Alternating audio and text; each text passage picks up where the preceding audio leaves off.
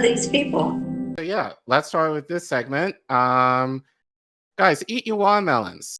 There's nothing wrong with them compared to what you might think. Definitely in the Black community, there's the stereotype of Black people and watermelon. But we're going to get into the roots of that. And as you can tell, as you probably can guess, it's not necessarily for the best reasons. Of the watermelon? But yes. Is that LeVar Burton? The roots of the watermelon? I mean, I'm just... Oh, God. Just guessing. You know? But within the last few weeks, we've seen a lot more watermelon imagery. Especially regarding with Palestine. So I want to kind of give some context to that because there's going to be plenty of people who have said, who have kind of talked about what the significance of watermelon is. Move forward. It's including our friend off topic, but Ali Sadiq did put out a new special like this week, and he has a bit in there about this old guy he knows took a watermelon back and returned it because it wasn't sweet.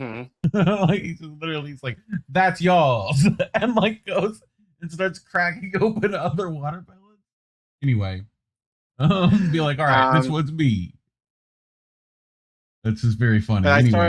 I got inspired to do this segment over the weekend. Friend of the show, Marquez. Actually, we featured him last week with his podcast that he just started. But he asked on Twitter, and he asked me privately, what's the whole thing about not using watermelon as a sign of solidarity with Palestine's liberation? So, so what we're going to do, actually, I kind of explained it to him in private, at least for us, because the question was around Black people and watermelon. But there's so much involved with that too. I don't know if you heard about, and I forget exactly which breed of watermelon, but it became like a sticking point in the South, right? Where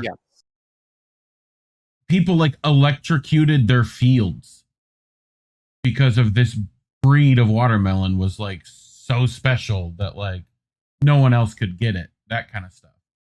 And I'm sure that has other connotations in there too. So sure. I think it might make sense when we get into at least later on in the segment. I do want to play first. This is from the Islam channel on YouTube. They did a clip regarding the significance of the watermelon in Palestine. So let's watch that first. And then we'll talk about it.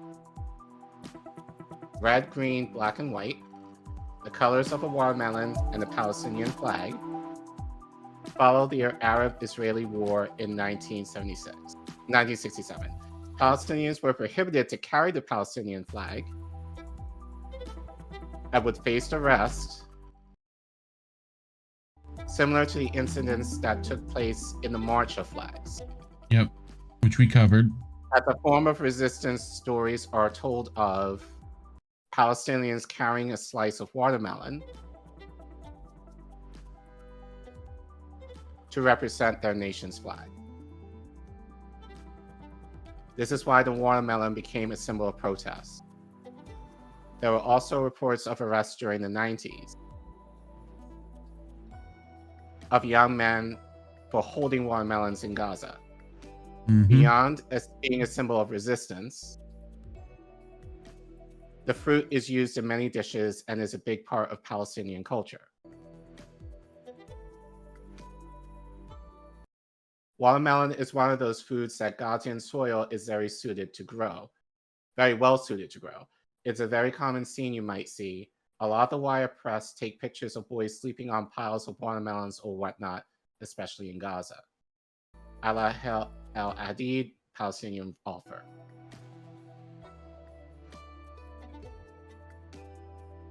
Next. The farms that used to produce over 100,000 tons a year in the 80s now only produces 13,000 tons due to Israeli restrictions.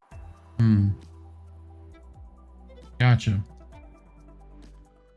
Okay. So that's why we're seeing. That's why you probably have seen watermelon imagery, a lot of these protests throughout the world regarding Palestinian liberation. So makes sense. So yeah. All right. So we now give them that context. More commonly here, prior to Palestinian use of the watermelon, we've known the stereotype of Black people of watermelons here. And most people don't know the significance of that here. If anything, for what I've seen, especially like in comments that I've seen regarding watermelon with Black people, is usually negative. And people may not necessarily, allegedly.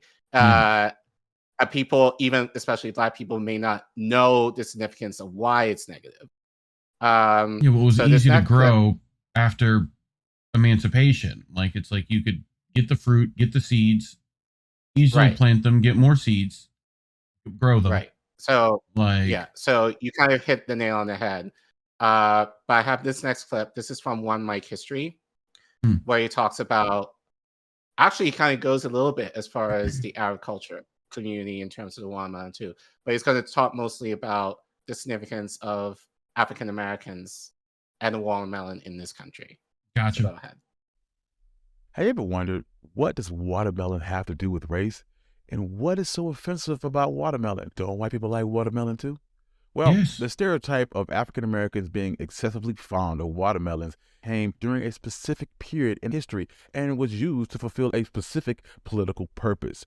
After slaves won their emancipation, they made watermelon a symbol of their newfound freedom by growing, eating, and selling it. Southern whites responded by using the fruit to depict African Americans as unclean, lazy, and childishness. This trope was so widely accepted within popular culture that the origins of it are almost forgotten. The trope of the racist watermelon didn't emerge until after emancipation. In the early 1900s, the European imagination associated the typical watermelon eater with Italians or Arabs. A British officer stationed in Egypt in 1808 described. So basically, if you were more melanated, even in Europe and North Africa and West Asia, like it seems like the watermelon. Well, it makes sense given. In Southern Europe, some tropical culture, like where watermelons grow, where watermelons grow, it's, as you said, it's easy to grow. Well, comparatively, like wheat, and you can produce a lot of them. Well, you also need less manpower, right? Like, you think about cotton, tobacco, all those things that would normally be grown in those same areas. Like, you need lots of people to pick that or cut that. With watermelon, like, one person could be out there all day picking watermelon, making money. So there's a lot of stuff going on with that. It's cheap, and you get a lot of food for not a lot of money. Like, and you feed quite a few folks with a watermelon, Go ahead. You can keep playing. Described the watermelon as a poor Arab feast, and noting that the locals ate them ravenously as if the passers-by was going to snatch them away. Watermelon rinds were apparently a common sight on the streets of the port city of Rosetta. In Egypt, watermelon was also associated with uncleanliness, laziness, and childishness. These associations eventually made their way to America, but watermelon hadn't yet been connected to African Americans. In fact, at that time, Americans were just as likely to associate watermelons with white Kentucky hillbillies or New Hampshire yokels as they would a Black South Carolina enslaved person. During chattel slavery, some plantation owners would allow their slaves to cultivate and even sell their own watermelons. Sometimes they would even give them a day off during the summer to enjoy their first watermelon harvest. And guess what else they would let them grow, Care Bear? You were to take a guess. Well, that was what the plantation was growing. What were the slaves allowed to grow? There you go. Chicken. which goes with the watermelon. Little fried chicken, watermelon, waffle is going to be tasty. Just don't worry about it. Right. Southern plantation owners viewed this slave's delight in watermelon as an indication of their own supposed compassion. Slaves were also careful to relish watermelon in a manner that followed the code of conduct established by whites. As a result, whites could expect slaves to act in a manner of a caricature of a watermelon-craving, juice-dripping pickaninny. Refusing to comply with this stereotype could jeopardize the precarious relationship between master and enslaved. The abolishment of enslavement drastically altered the relationship between black people and whites. Formerly enslaved individuals avoided sharecropping on white-owned plantations by growing, consuming, and selling their own watermelons. This behavior of enjoying your freedom and cultivating your own land and selling watermelon in public markets provoked a major fear within the white community. Newspapers would then stoke this fear that whites have and strengthen the idea of African Americans having an affinity for watermelons. In 1869, Frank Leslie's illustrated paper published a cartoon of an African American eating a watermelon. The accompanying article stated that Southern African Americans have a strong liking for watermelon. They thoroughly enjoy eating it. 2 years later, a Georgia newspaper reported the arrest of a black man for allegedly poisoning a watermelon with the intention of killing his neighbor. The article compared the man's actions to that of the Ku Klux Klan and asked if the Republican Congressional Subcommittee investigating the Klan should look into this incident in particular. The article also described the man as walking to the courthouse carrying an enormous watermelon. Medical journals also wrote with a scientific earnest about black patients. They claimed that their intestines were clogged with watermelons. In an 1888 report by Dr. D.Z. Holliday of Harlem, Georgia, describing how he broke down a bowel instruction of an African-American man. He claimed that the mass was filled with 820 seeds, all of which the man had ingested in one night. Also, during the 1880 election season, Democrats accused South Carolina state legislature, which was majority black during Reconstruction, of having wasted the taxpayers' money on watermelons for their own enjoyment.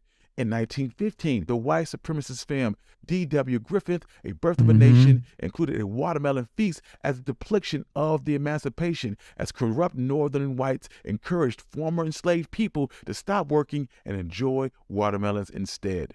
This idea of implicating black appetites and black character through the watermelon, with the primary message being that African Americans were not ready for their own freedom, and that stereotype of associating blacks with watermelon remains a common occurrence in the United States even today.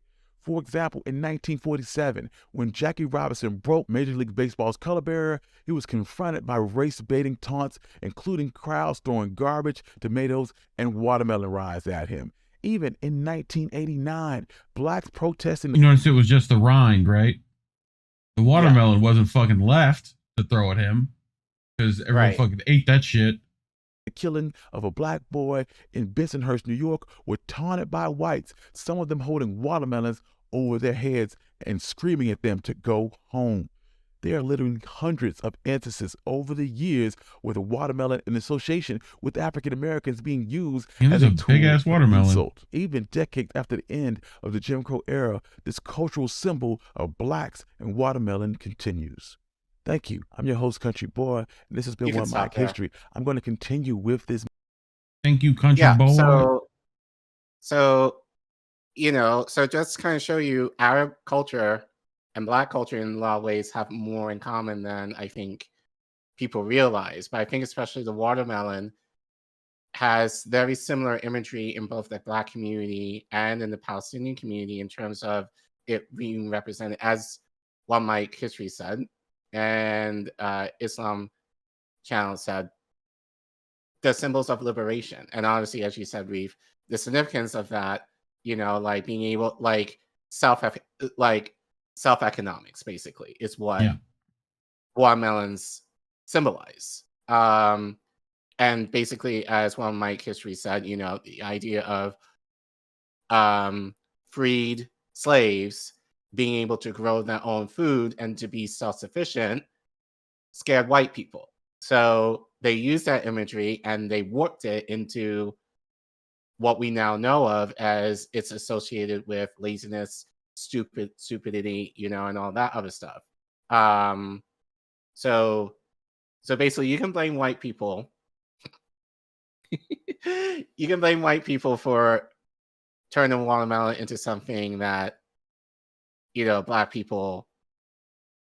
It's kind of synonymous with stupid Black people here, and it's funny just reading the comments for One Mic History. Like, I assume that the people who are commenting were Black. A lot of them said, I did not know this. I did not know that watermelons were actually a symbol of liberation back in the day. Yeah. You know, so just even with that hidden history, you know, it's lost even to African Americans here. Like, I kind of knew, you know, like the significance of the watermelon, you know, just from me growing up, but I think it's definitely prevalent in the African American community that watermelons are stereotypically known to be associated with laziness and all that other negative stuff. That of the stereotypical, you know, Black person. I wonder if I could play. I mean, it's on YouTube. About the Bradford watermelon story. Do you want to find it? Maybe I got it already. Okay. It's Mind of a Chef, which is PBS. But you think PBS would be fine, right? On YouTube, especially if I put the copyright filter on. It should be. You would think. And we're doing it in context, so it's fair use. This is the saga of the return of a legendary melon, the Bradford watermelon. There's a problem with watermelons. A watermelon will cross with any gourd, cucumber, pumpkin, other melon, or squash in the vicinity. So you have to keep it a mile apart from any other vegetable, or else it will form vegetable mongrels. One of the things that became the concern was to somehow impose a discipline on the watermelon. At the beginning of the 19th century, the breeders appeared. They created ancestor melons for all the melons we eat now. There was Carolina Sweet, the Mountain Sweet, and a Lawson watermelon. There was apparently a Georgia military officer, his name was Lawson. He gets captured, stuck on a prison ship in the West Indies. A nice Scottish captain gives him a slice of watermelon. He saves the seeds, brings them back to Georgia. He grows them, and it becomes the sweetest, most wonderful tasting watermelon that anyone has ever encountered. He kept it absolutely isolated from any other melon, and he only allowed seeds in the hands of two other people. One of them was Nathaniel Bradford. The other one we don't know the name of, but he created the rattlesnake watermelon. But the Bradford melon was the one that everyone wanted. If you had a Bradford watermelon, you took measures to defend it. You had people with guns standing out by watermelon patches, and you had young men forming watermelon clubs whose sole intent was to pillage those watermelons. So the defenders poisoned certain unmarked melons in their field. What did we just talk about? How they accused Black people of poisoning their watermelon? Right. And post a notice, pick at your own risk. Now, unfortunately, sometimes the poisoners forgot which melons were marked. And it was not at all unusual to read newspaper stories of entire families being poisoned by a watermelon that they had themselves poisoned. Finally, when America became electrified in the 1880s, the wired melon became popular. If you were going out and trying to pick it, all of a sudden, the lightning zap would stop you in your tracks. There were more people killed in watermelon patches than in any other part of the agricultural landscape of America, with the exception of those people who were cattle rustlers or engaged in horse stealing. The watermelon became fatal, and the Bradford watermelon was one of the reasons why.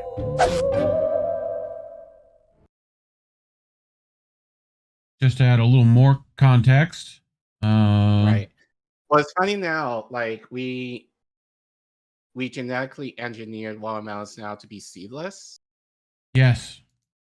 Well, and the seeds apparently are a big thing about, like, you should be eating them.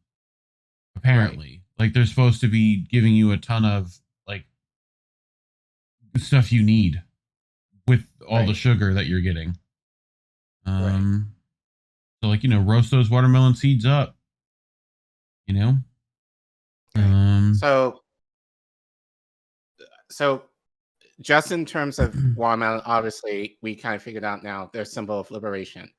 Actually, and then, so we have Corinne Taylor Esquire. So this is pulled on Facebook, I believe, where he made a comment regarding watermelon, where he says, I grew up ashamed to eat watermelon, one of the healthiest fruits, because of stereotypes. Later in life, I learned that Black enslaved people would sometimes negotiate informal contracts with their owners to cultivate and sell their own crops on designated plots of land on the plantations they worked on. As watermelons were easy to grow, they became a popular choice. Post-emancipation, after the Civil War ended, newly free African Americans continued to grow watermelons and sold them to generate income for themselves. Throughout the Jim Crow era, smear campaigns involving African Americans eating watermelon began to spread, partially as a form of bigotry, but also as an attempt to squash African American business. Ads and nefarious used images of African Americans stealing, fighting over, or sitting in streets eating watermelon in an effort to shame Black watermelon merchants, according to the National Museum of African American History and Culture.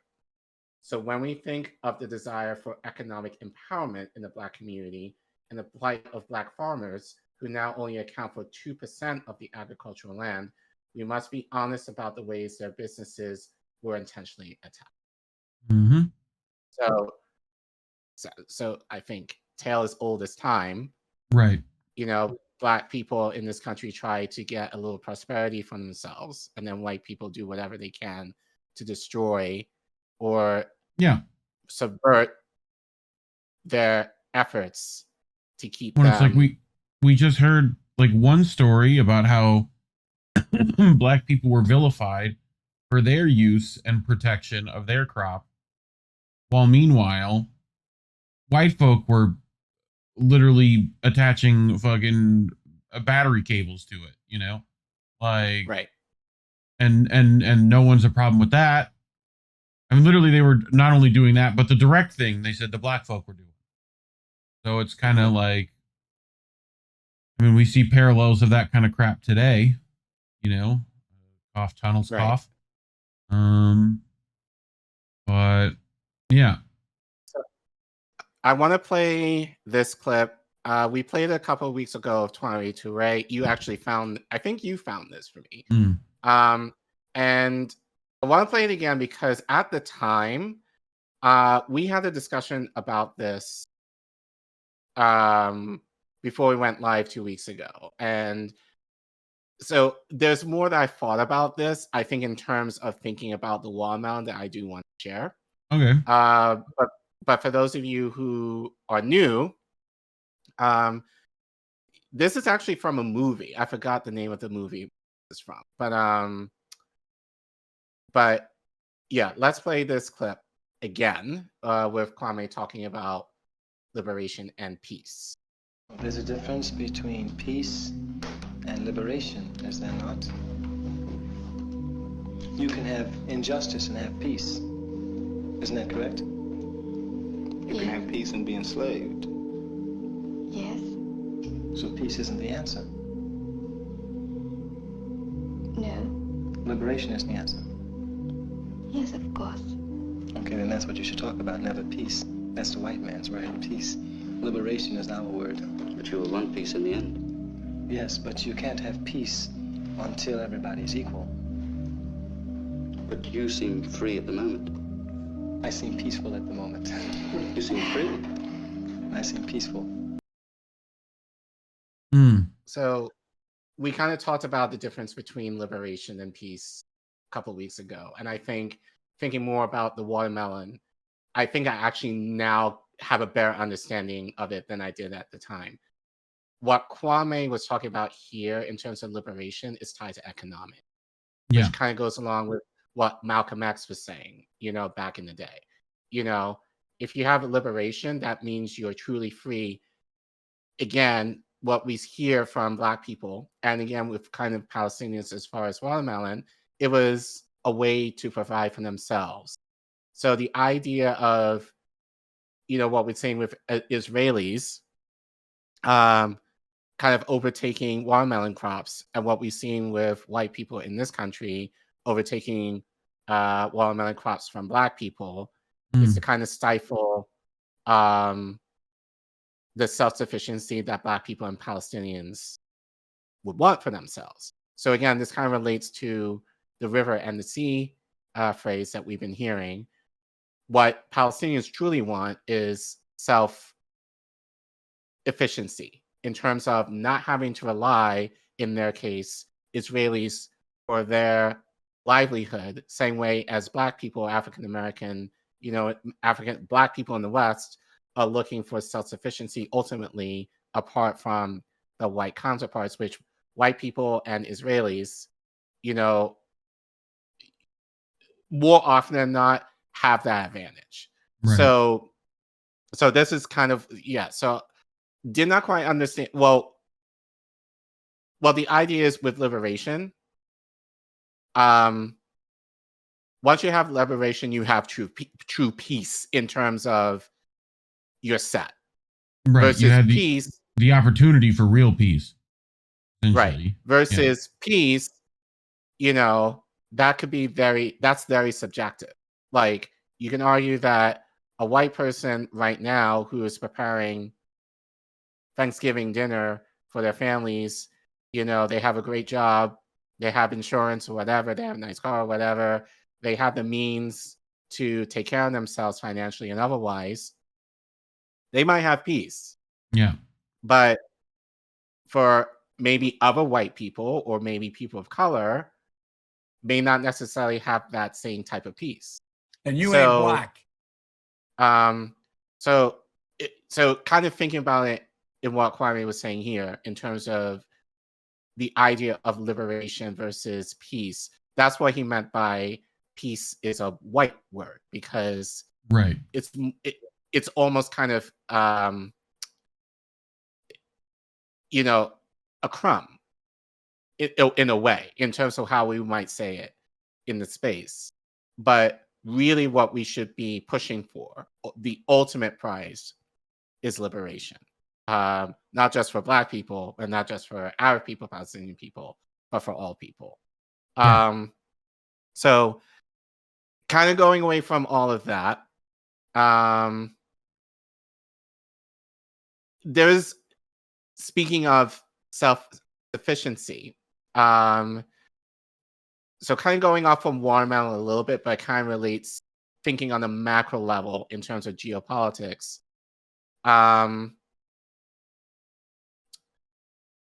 There's a huge significance of what Palestinians are fighting for. We've kind of talked about it a little bit in the last few streams, but I do want to take some time to talk a little bit more about this in depth. So shout out to Kit from Heartlands Media. He pulled cheers and salutations. Smoke them if you got them. He pulled this article from the Washington Post that Biden allegedly wrote. Allegedly. I say allegedly because Joe Biden says he wrote this. I'm pretty sure a ghostwriter wrote this on his behalf. Yeah. But we're not going to play the whole thing. If you can watch this clip on the Heartlands Media channel, I think it was posted yesterday. But Kit reads something here that I think is very important that will relate to the last clip that I do want to play regarding Biden's connection with Israel. And we'll get more into this later, but the real true reason regarding the U.S.'s relationship with Israel, which affects not just Palestinians, but I think potentially everybody, especially in the global South. So let's listen to Kit. Just weeks before October 7th, I met in New York with Israeli Prime Minister Benjamin Netanyahu. The main subject of that conversation was set of substantial commitments that would help both Israel and Palestinian territories better integrate into a broader Middle East. That is also the idea behind the innovative economic corridor that will connect India to Europe through the United Arab Emirates, Saudi Arabia, Jordan, and Israel, which I announced together with partners at a Group of 20 summit in India in early September. Stronger integration between countries creates predictable markets and draws greater investment, even though we are heading towards an economic. Yeah. So economic, I think sufficiency. I think he was trying to. I think I cut it a little too soon. So what I have does something to go along with that a bit? You talked about the broader Palestinian, the broader Middle East. Do you know what Palestine used to look like? Have you seen what it used to look like? Kind of, yeah. 15 years later, the cinema is taking its first steps. This was literally like, I forget who exactly. I think it was the same people who did like the classic train film. It's a French name and it escapes me. Someone will have it in the chat of who those early something like that. But they went to Palestine at the time and filmed. Cameraman employed by the Lumiere brothers filming at Lumiere. Anyway, Jerusalem station provide the first moving pictures taken in Palestine. From now on, the camera is a recording eye, and what it records is this: a society much like that of Cairo, Damascus, or Beirut, in an Arab city much like any other.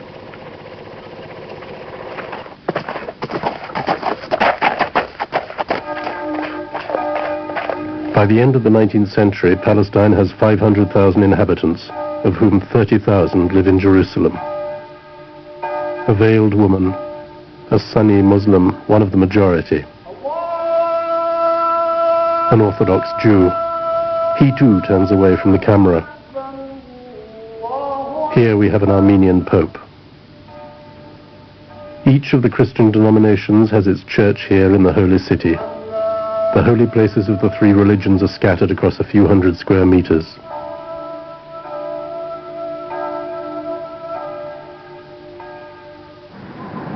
The Great Mosque is close to Christ's tomb. Further along, at the foot of the Wailing Wall, a Jew is reciting a prayer. He is wearing a Turkish tabush, and though he prays in Hebrew, his everyday language is Arabic. Jews form half the population of Jerusalem, but in the country as a whole they make up less than 5% of the total. Christians account for 10% and Muslims 85%.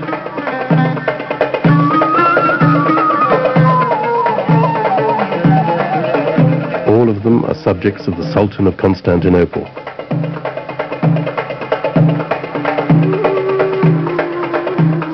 There are no frontiers in the Ottoman Empire.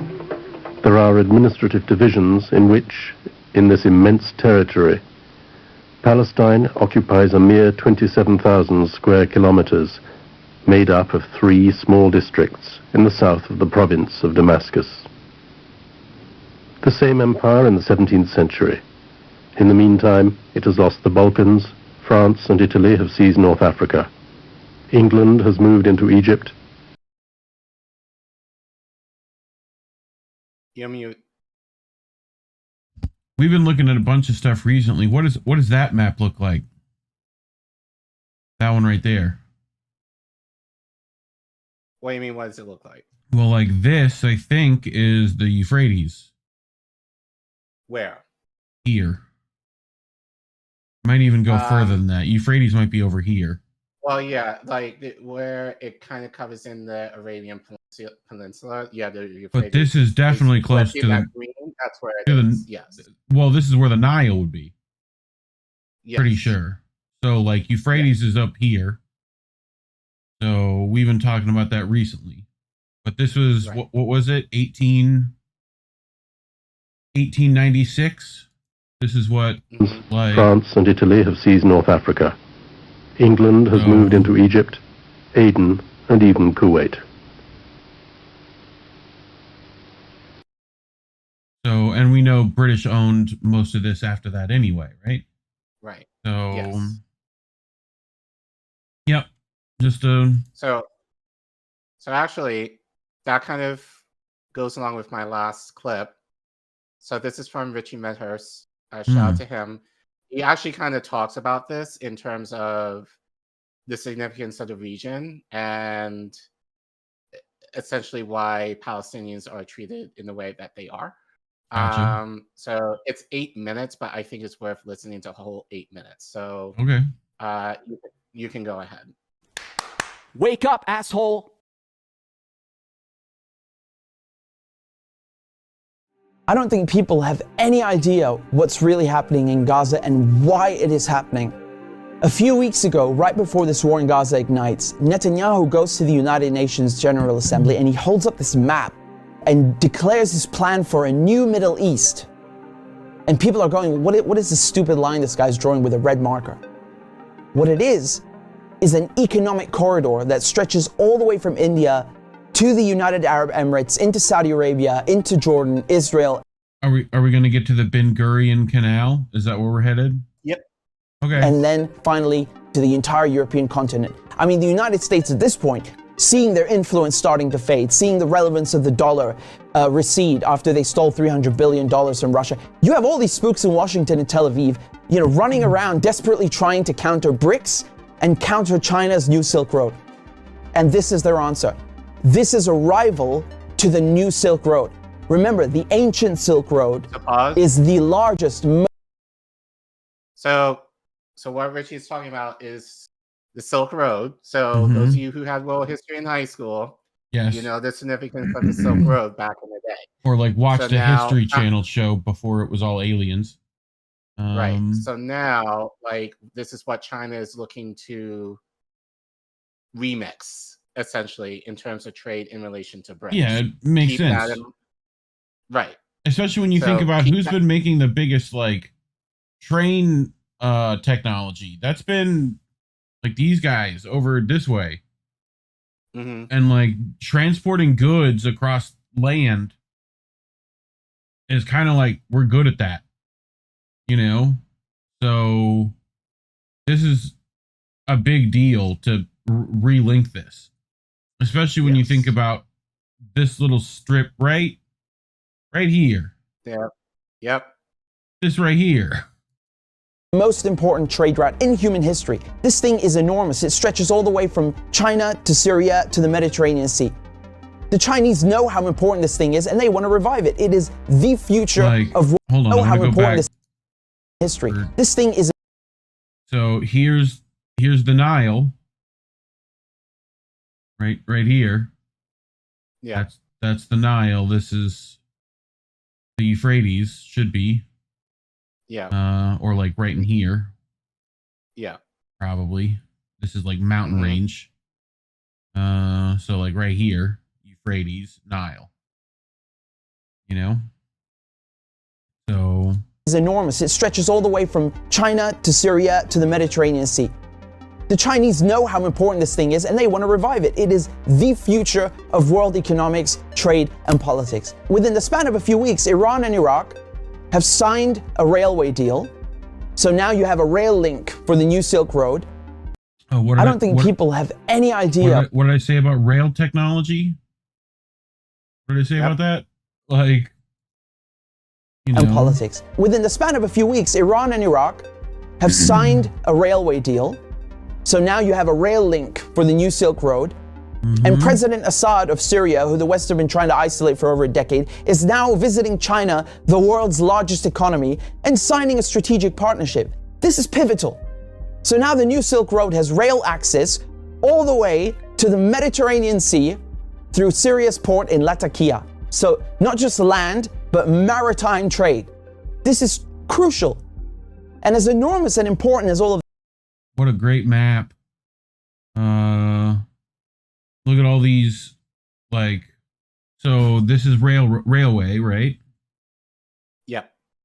Okay, so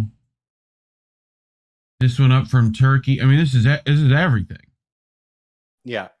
This is a land railway between Africa, Europe, and Asia.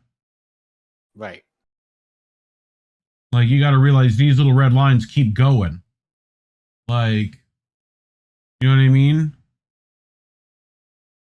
The only thing I don't see here is Indian continent, but I mean, not that hard to get there from over here. No. So, all of this is just one aspect. We'll pause for a second. Well, I argue that India has sufficient railroads there. It's already, just yeah. In these areas here, they're not, because it's all desert, pretty much. Yeah. So it's like, which is, I mean, I don't know if you know, but railways love long runways of like nothing. You know what deserts are? Right. Long runways of nothing. Like, why do you think Russia like builds them in Siberia? You know, like, this is just one aspect. You still have the gas. How can we talk about the Middle East without talking about gas and oil? When the US instigated the Maidan coup in 2014, that wasn't just about NATO expansion and encirclement of Russia. Allegedly. This was about surrounding, controlling, and cutting off Russian gas to Europe. Russia is the country with the largest proven reserves of natural gas. Control Ukraine, and you control the pipelines that feed and supply Russian gas to Europe. For decades, you've had US politicians, Republican and Democrat, from every administration, openly saying on camera, we don't want Nord Stream. There will be no longer a Nord Stream 2. We will bring an end to it. You want to have pipelines that don't go through Ukraine and Russia. For years, we've tried to get the Europeans to be interested in different pipeline routes. It's time to do that. You want to depend more on the North American energy platform, the tremendous bounty of oil and gas that we're finding in North America. Lo and behold, Nord Stream 1 and 2 are blown up. I mean, this is without question the most egregious, the largest terrorist attack on European infrastructure in modern history. There are only 3 countries on this planet that can pull this off. They are Russia, Britain, and the United States. And let me tell you, it was not Russia. You combine that with the sanction packages from the European Union, banning Russian oil and gas. I mean, talk about shooting yourself in the foot. So now there's no more Russian gas coming into Europe. And just like that, the United States have achieved a long-standing foreign policy objective. Now, the only other country with enormous gas reserves, the second largest in the world, is Iran. Wait. Look down here, though. Look down here. Look, let's head down here. Look at this. Look at this. What's here? Yep. Uh-huh. What do you see happen? What do you see having here? What do you see having? What do you see?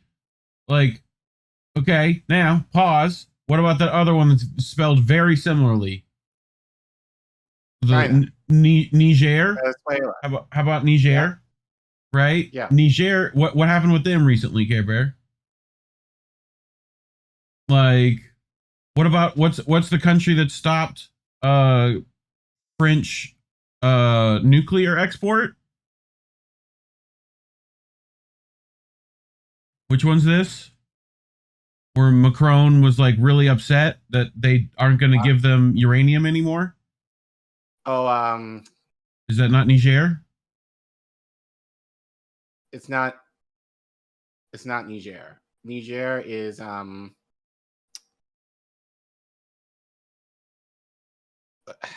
I want to say it's Mali, actually. No, that's not right. Niger, I'll have to look that uranium. France. Yeah, it's definitely that when Google's telling me how dependent is France on Niger's uranium. Yeah, it's definitely Niger. Right. Okay. Right? Okay. So what did I send you last night? With the where they're talking about South African nuclear pressure to Israel and whatever. Right? Where they're saying use your uranium like Niger's doing to France. Like, this is resource wars, baby. Right. We're here. We're in it. Like, water, bread, like wheat, farmland. Right. Like, this is the resources.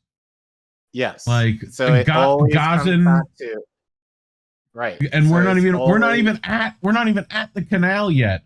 We're just on Gazan natural gas, which is a thing. Also, Gazan oil, which is also a thing. Like, where's natural gas is, usually there's oil. There's been people who've yelled at me, and I'm like, no, you don't understand how science works. So there's that. Like, Iran signed the nuclear deal in 2015 and 2016. They're complying in every way imaginable. The IAEA at the UN cannot be happier. And then the United States, the guys who orchestrated the whole deal, go back on their word and they rip it up just like that and reimpose sanctions on Iran. So now Iran is barred from selling its oil and gas to Europe and others. Yeah. So Russia and Iran, the two countries with the largest gas reserves, are out of the picture. Then Israel, all of a sudden, proposed themselves as a solution to the European Union's gas shortages. Take our trilateral energy, for example, that we closed in June with Egypt and Israel. It has played an important role in our strategy to get rid of the Russian fossil fuels. How convenient. God, why does everything when it's in a German accent sounds evil?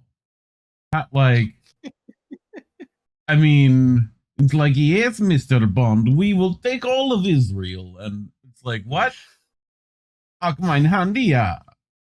Like, How convenient. In 2010, they conduct a geological survey and find this monstrous giant gas field in the Middle East. It's called the Leviathan, and it's in the Mediterranean Sea on the Levantine Basin. That means it's right off the coast of Palestine, Lebanon, Syria. Syria initially declines offers over its gas reserves and simultaneously refuses to lay pipes for a Qatari gas project. What a coincidence! Barely a year later, war breaks out in Syria. And who's funding it? Qatar and Israel and the United States are just some of the parties funding and running this war to overthrow the government in Damascus.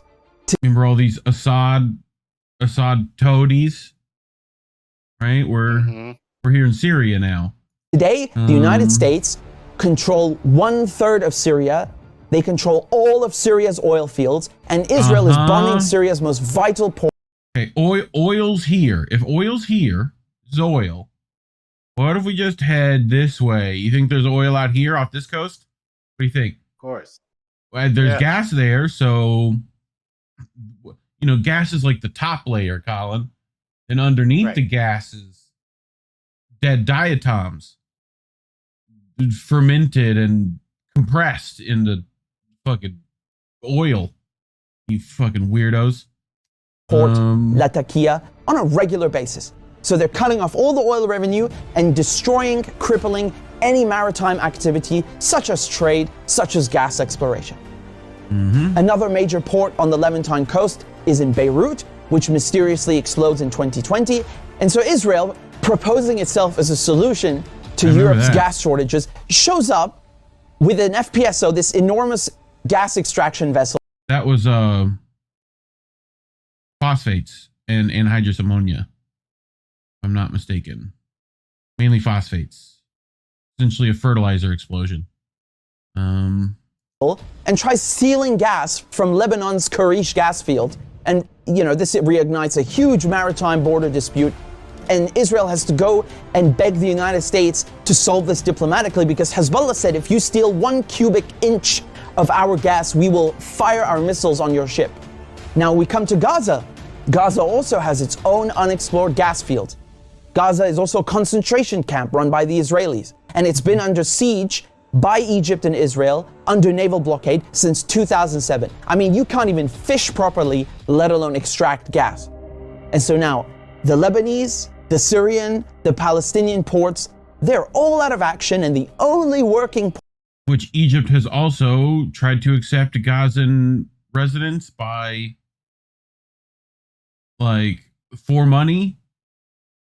Yes. On top of attacking the West Bank's gas. Okay. Port left in the coast is the Israeli port on Haifa. I mean, how convenient. This makes Israel the only one able to explore gas and implement an economic corridor like the one that Netanyahu held up at the UN. So in other words, Israel and the United States together killed off all the competition, stole their goods, and cornered the market. But as winter is approaching, Israel desperately needs to get that gas for Europe. But there's no stability. There can never be stability in the region without solving the Palestinian question. And so when Netanyahu shows up at the UN with his brilliant plan, the Israelis thought, oh, it's a done deal. They'll just get Saudi Arabia to normalize ties and thereby extinguish the Palestinian issue once and for all. And that is precisely why they are in Gaza slaughtering Palestinians like crazy, like they're in berserker mode. Israel has bombed Gaza before, but this surpasses anything we've ever seen, which is truly saying something. I mean, this is unhinged, calling people human animals and massacring them. Israel is just hoping the Palestinians will run away in fear into the desert. They've literally said this. They want to put them in the desert. They want people in Gaza to go to the Sinai desert and push the people in the West Bank into Jordan. This is genocide and ethnic cleansing without... And they're giving Egypt money to let that happen. Sorry, I'll let question. Cook. But it also has economic and geopolitical implications. Hamas and the collective resistance, when they found out about Israel's plan and Saudi Arabia's wishes to normalize ties with Israel, which would destroy any hope of a Palestinian state, this forced their hand. It became clear they needed to act and respond immediately, lest Palestine be lost forever. For Palestinians, this is and always has been a matter of life and death, to be or not to be. Either the resistance axis and the global south expel the American and Israeli colonizers from the Middle East, or Israel and the United States will continue occupying the region, choking off the new Silk Road, plundering Syria's oil, and keeping Russian, Iranian, and Arab gas cut off from the world market. This is a decisive moment, and not just for Palestine, because the victors will end up drawing the new map of the world to come. So, as we keep saying, at the end of the day, it all centers around economics. I don't even think he mentioned the Ben Gurion Canal yet. I think he does. He does a part two I know he does, but I'm like, yeah. I'm like, that's just the tip. We're at the tip so far. Like, we still have the shaft to go. So right, but basically, so to summarize everything, because this is a lot, Palestinians are in the way. Yeah. Yes. Essentially. So that's why, they're looking. Israel, with our help, is looking to get rid of them. So this is why people. It's for oil. It's for like straight up Iraqi nonsense. It's like the same shit. Same shit. Worse. Yes. Worse even. So, right. So follow the money. This is, follow the money. It's not hard. Follow the money. And there's a lot of money. And there's like 8 different fields the money is in. But you can follow it. It's very easy. So and so eat your watermelon, guys. Yeah, exactly. Everybody, Yeah. So so it's the idea of like, this is the resistance that truly Palestinians are fighting against, because this is a liberation that they're seeking that no one is talking about, but we will.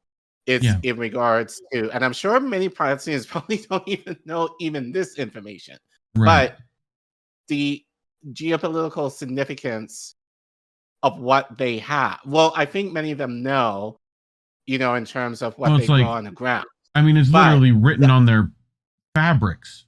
Like, let's start there. Like, it's you're on your kufya, something like that. Yeah. Right? Like, it's like olive trees, fish, and like watermelon. Like, that's it. Right. But this untapped resource regarding the oil and gas. Yes. That now that Ukraine is basically cooked up, they're looking for other resources. So this is why they're looking at Israel. Palestine. Yeah. This is why they're now looking at Africa. Anywhere there's a old ocean that died. That's it. Like all the plankton that's in the ocean, like in a little barrel for US dollars. You know? So yeah. Anyway, you ready for our next one?